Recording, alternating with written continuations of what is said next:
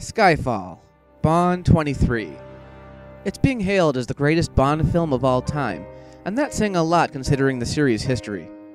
I thought I was done with James Bond, but seeing as this film did mark the 50th anniversary of the franchise, why not? Quantum of Solace was a mixed bag for a lot of people, due in no small part to a rushed production schedule. Following that film, MGM was in a financial crisis and was faced with bankruptcy. It was never really abandoned. The filmmakers had every intention of continuing the franchise. It was just a matter of when and how.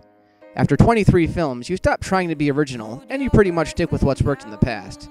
With Skyfall, it seems like the producers wanted to avoid the problems they faced with Quantum and make the definitive Bond film. Let's see how it panned out.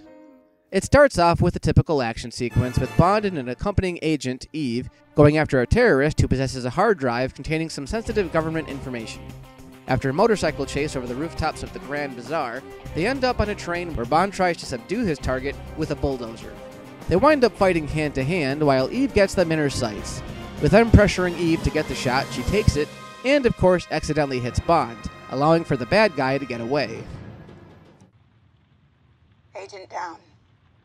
Taking its cue from You Only Live Twice, Bond is now presumed dead, with M left to face an acquisition and the threat of forced retirement.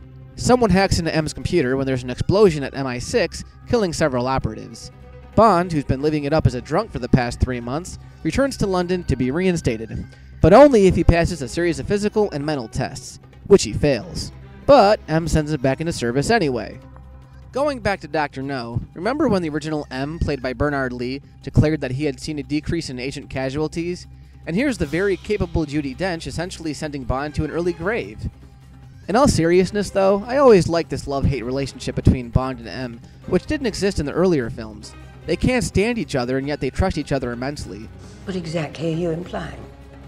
You're sentimental about him. If you'll notice too, Dench plays a bigger role in these newer films.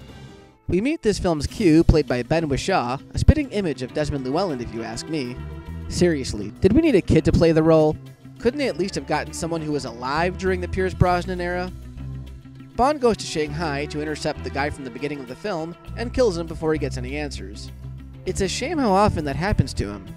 Finding a gambling chip that leads him to Macau, Bond meets up with a seductive assassin named Severine, who reveals she's working for a man named Raul Silva, and will lead him to him if he can evade her bodyguards. Bond has a fight with Oddjob's distant cousin, who winds up getting eaten by Puff the Magic Dragon, and gets saved at the last minute by Eve. Whoa, nice stepping on the hand to disarm the enemy maneuver. After your typical pointless sex scene, Bond and Severine get captured by Silva's men.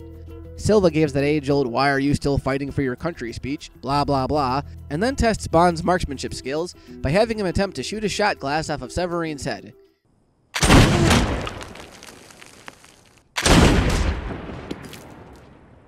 I win.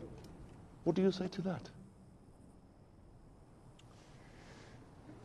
It's a waste of good scotch. Even though he loses the girl, Bond gets the upper hand as MI6 flies in to nab Siegfried. Or Roy, whichever you prefer. Of course, Silva escapes, disguises himself as a policeman, and invades M's hearing, where he tries to kill her for all the wrongs she did him when he was an operative. Bond helps M escape, then has Q set up a paper trail for Silva to follow. That's pretty much like, hey, you want to murder my family? Here's a map and directions to my house. Bond takes M to Skyfall, his childhood home in Scotland, which explains Bond's Scottish accent in the earlier films, but I digress. Of course, Silva shows up with his henchmen, all hell breaks loose, Bond goes all psycho, and shows up to save the day.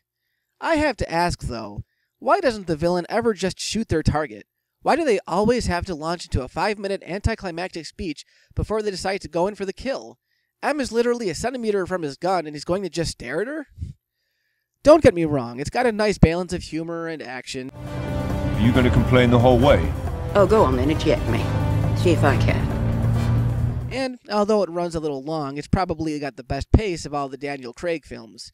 But since Casino Royale, it seems as if the filmmakers were pulling further away from what James Bond represented. Why is the idea of Bond considered outdated nowadays? He was the womanizing playboy super spy who drove Aston Martins and flew around in Q's neat little gadgets.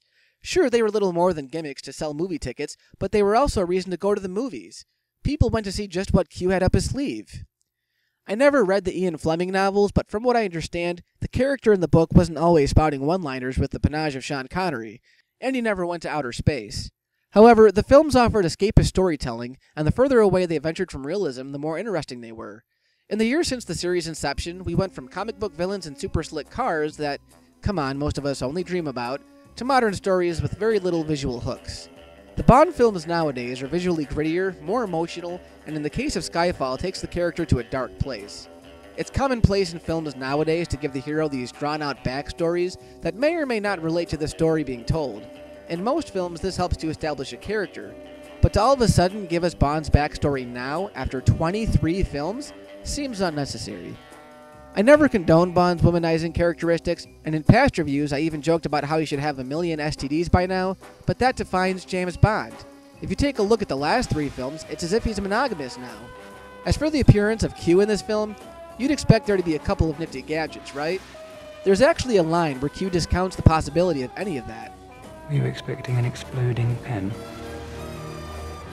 We don't really go in for that anymore. I know when it comes to personal taste, a lot of fans shrug their shoulders at Man with the Golden Gun and Moonraker because of their tendencies to be over the top, and I can understand that.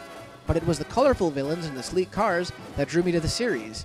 And yes, we do get the classic Aston Martin DB5 for a brief time, which is a nice throwback to the earlier films.